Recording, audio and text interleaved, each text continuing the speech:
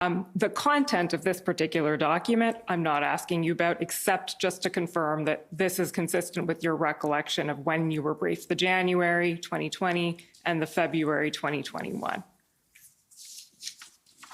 January 2020 was the memo that we looked at earlier. Sorry, that was the David Morrison memo? Right. I never read the David Morrison memo to my recollection. I got briefed on the contents, which was basically that foreign interference was lower than expected and the elections were free and fair in 2019. Those were the top level conclusions that I was briefed on within days or weeks of the end of the 2019 election. By the time we got around to January, it was good to have that report. I ended up reading the Judd report, I believe, was the full assessment of the work that the panel did during the 2019 election, but I did not read that. I did not receive that January 24th note because I'd already been briefed on its entire contents. Okay.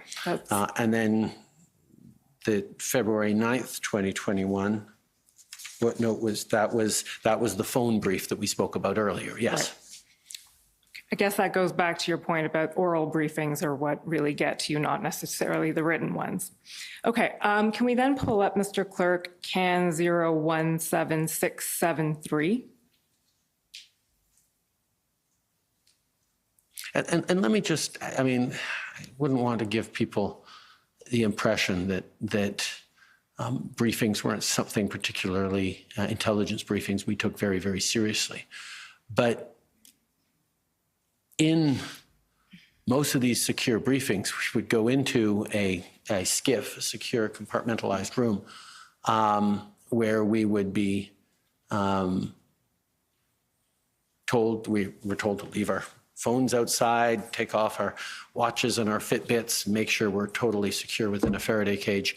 And then we receive the briefings, often being told, no, we can't keep any of the documents that are given. We can read the documents that are given, but we then need to return them to the officials. Certainly in the beginning, we were never clear on whether we could take notes on this either, because security was important. Fortunately, as we've all seen through various inquiries, it's a good thing Brian Cloud does take notes. But you know, there was always a sense that there was lots of written material and lots of tracking of that information, as a government must, in taking very seriously all these things in very careful controls. But when it came to briefing and taking actions and understanding the context, it happened through secure briefings and conversations that were primarily us receiving information, us asking questions, us directing further actions or research in this area or that area that they would then take away and do.